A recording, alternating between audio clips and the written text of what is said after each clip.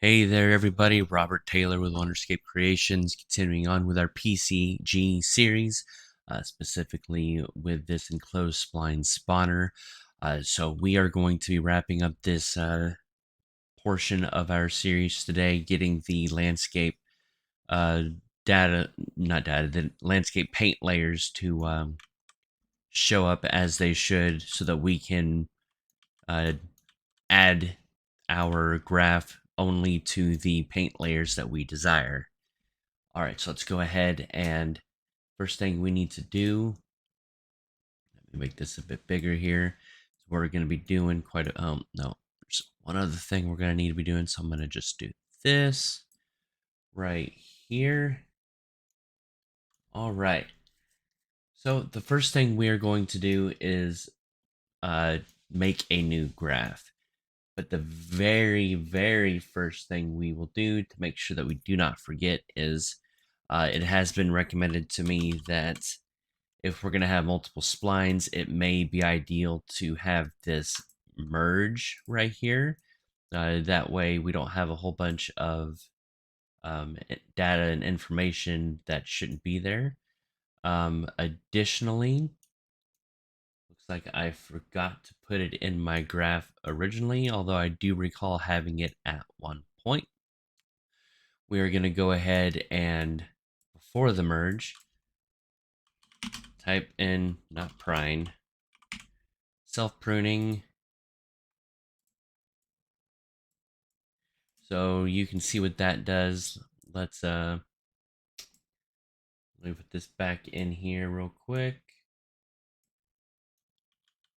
We've got all of this stuff here. There's a lot of stuff stacking, and sometimes that's okay, but sometimes you don't want it. So now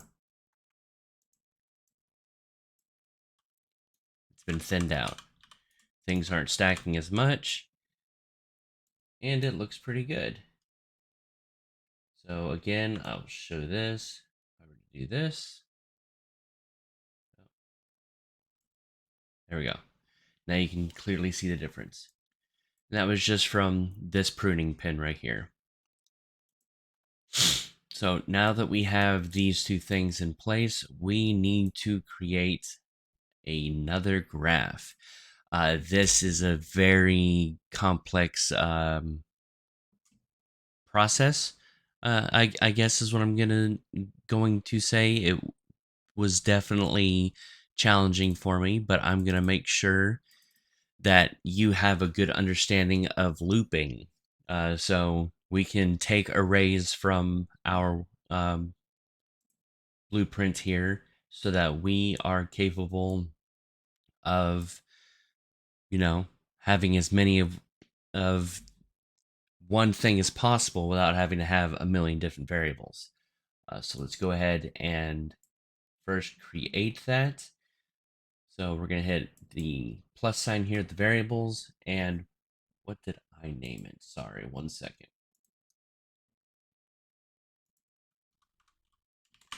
Landscape layer names. And we're going to make it of type string. And we're going to make it an array. Make sure it is visible. And then this thing for the category is going to be a 2. Use case. All right. So now that we have that set up, let me organize this here. As you know, 2 should go before 3. There we go. We're going to hit compile, save. So we have our landscape layer names. Go ahead and copy that because we're going to need it in a moment. The next thing we are going to do is get actor property.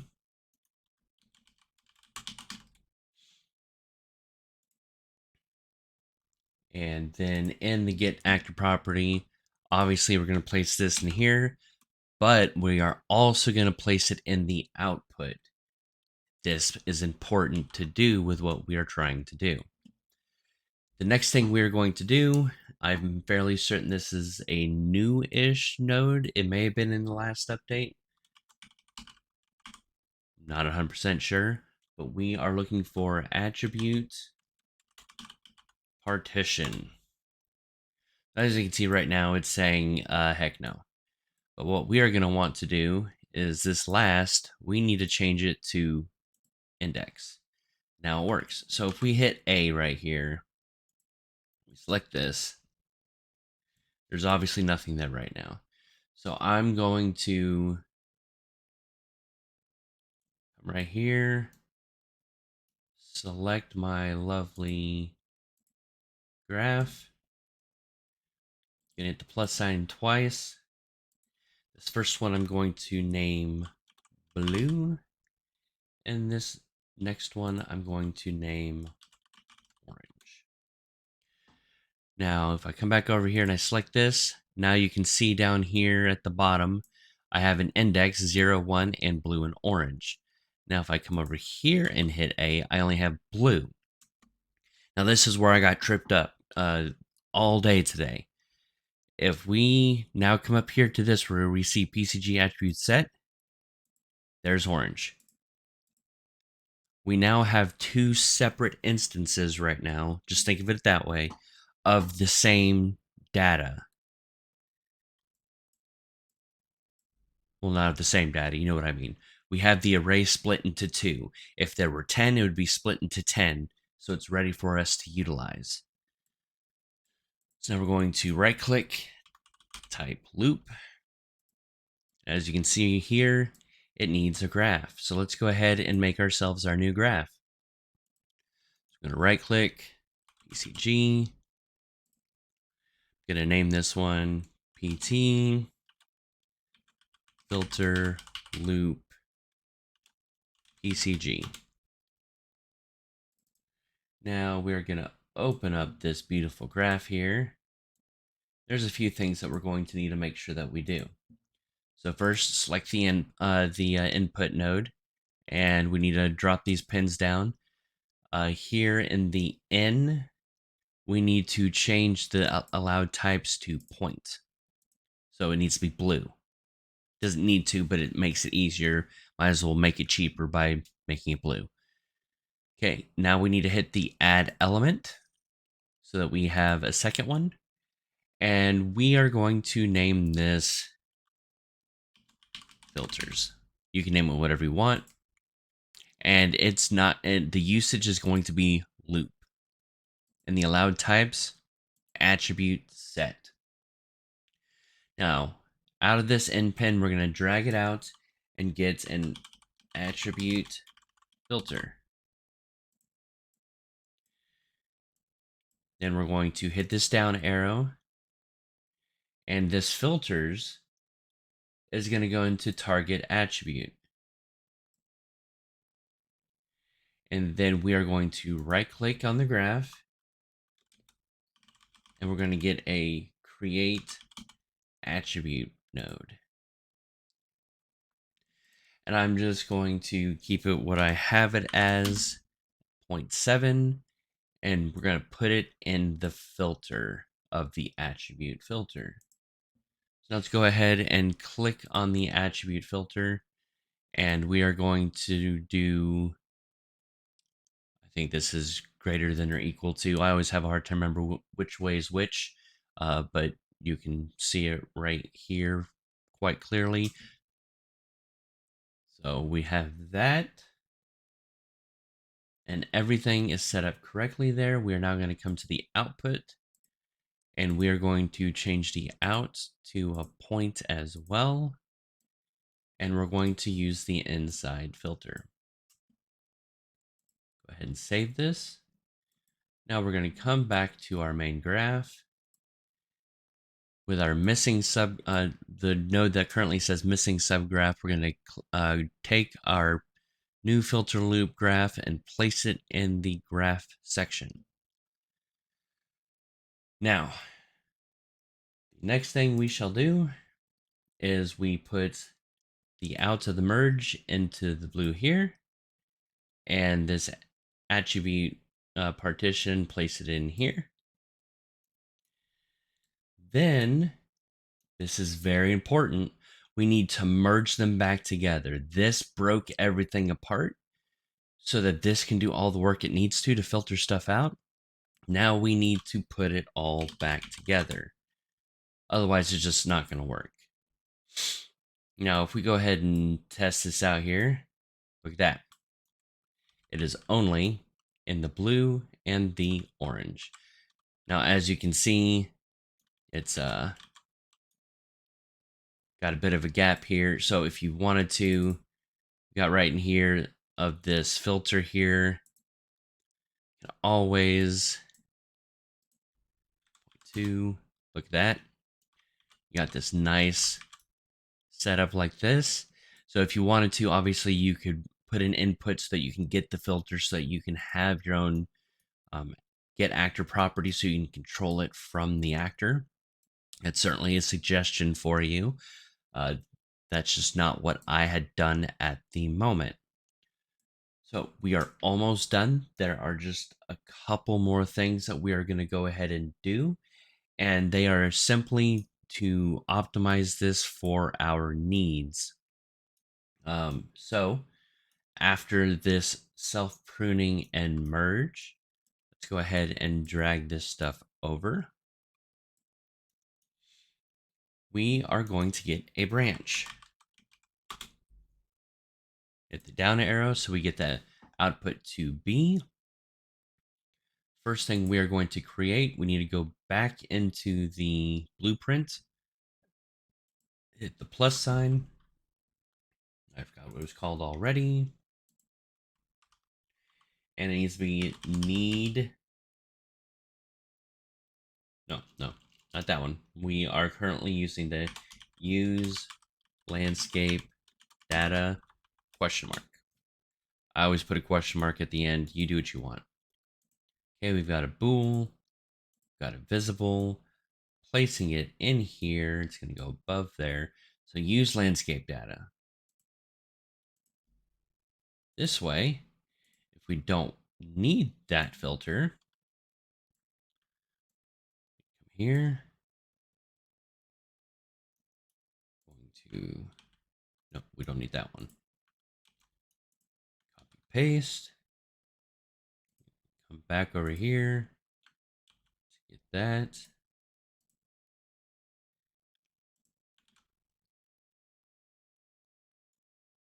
There we go. So this says output to B. So this really helps us. So if this is true, it's going to output to B. If we click on this, output to B. Right now it's false. So if we drag this down, place that in here, that in here. There we go. Now if we make it true, it's back to what it was doing. If I delete this one, now it's just in the blue. So very, very useful tool. All right. So the next thing we are going to do is let's move these over here. Sorry, I like a clean graph. The next thing is there is another type of spawner called the spawn actor.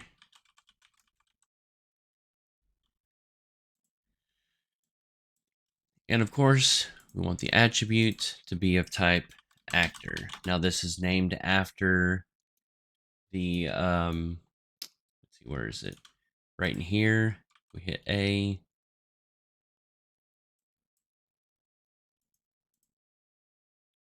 Right here, actor. Currently there aren't any actors, but this way, if you have anything that say you create a blueprint of a tree that spawns a bunch of mushrooms and fallen branches and whatnot around it, that's a blueprint, so it would no longer be a static mesh, so it would be an actor. We're going to go ahead and drag this in over here, and then drag this in over here. Yeah. All right. Now, I'm going to show you something cool. I'm going to go ahead, come right here. Let's minimize these real quick. Hit the plus sign.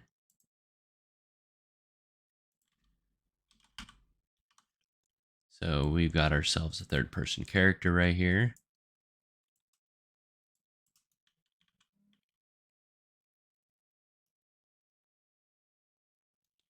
He should be showing up. Oh, right. There's one other thing we have to make sure we set. Here in the spawn actor cannot be a collapsed actor. Collapsed actors are for blueprint actors that we are not going to be interacting with in the world. So we need to come here to merge PCG only or no merging. I suggest merge PCG only. There we go. Look at that. We got people. We got people. So the next thing I'm going to do is I like to have it attached to the graph that spawned them. There we go. Now then, let's have some fun here. We come in here. 100. That way they're all above ground.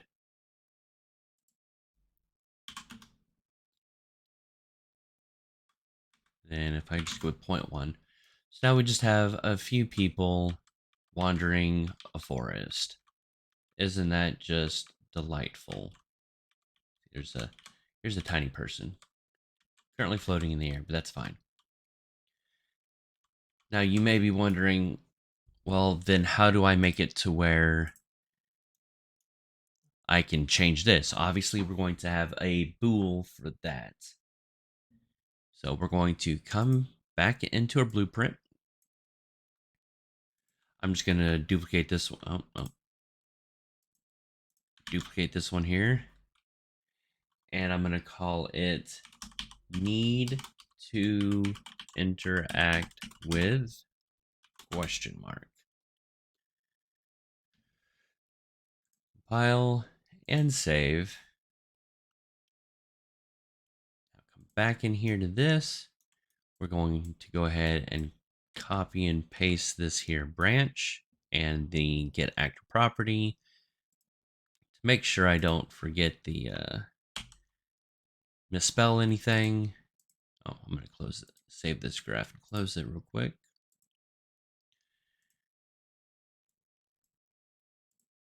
Here in the property name, need to interact with.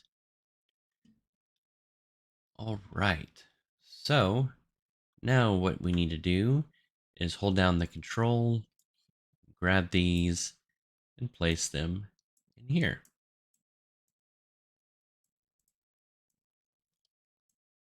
Perfect. So now this one is going to come down here because if it's true, we need you right here. Now, obviously, if it's a static mesh, we can place that right there. We're not interacting with it. We could, if you wanted to, come to the template descriptor, start making changes, but I'm not sure if we can control these once you're doing it by attribute. I'm certain we can, but it's definitely something that I need to play around with, and I highly recommend that you play around with.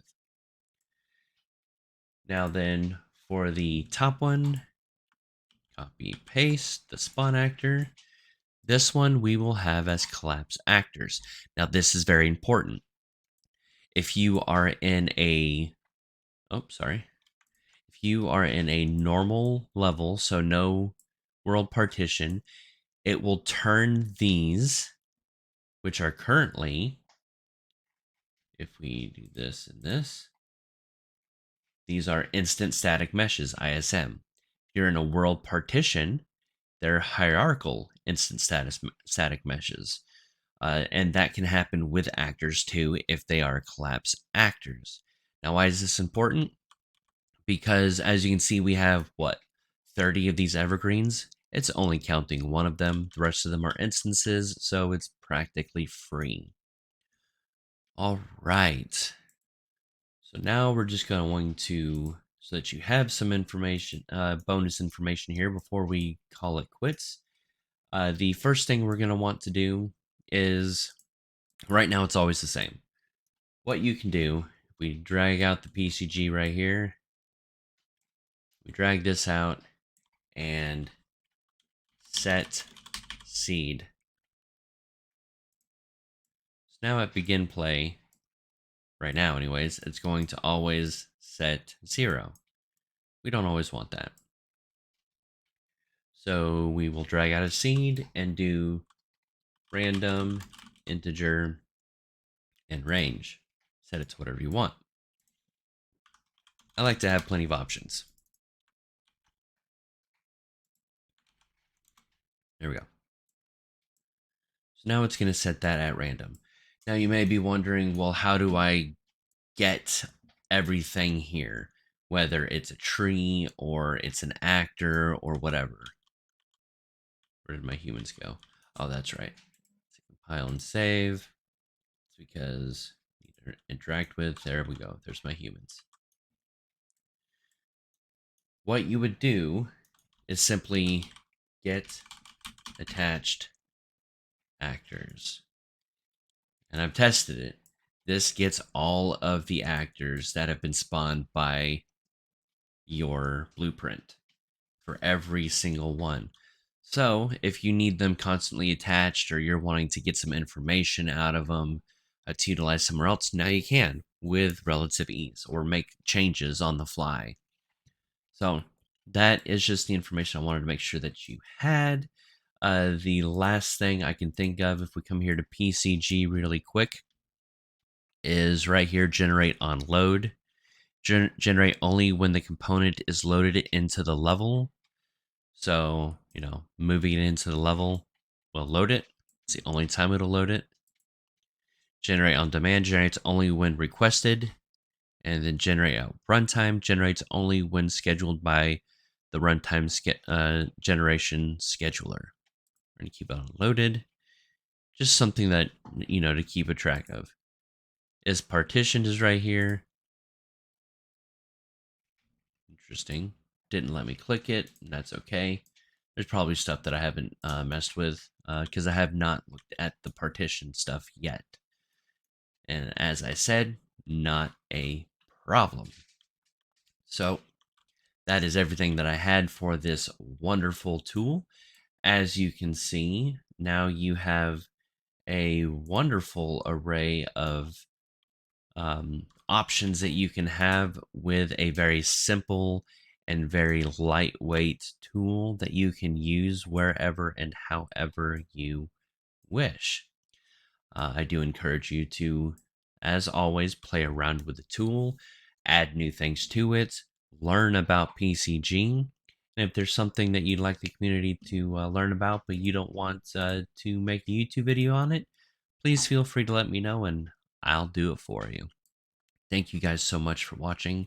Please make sure you like and subscribe. And if you're willing and able, go ahead and join my Patreon or buy me a coffee.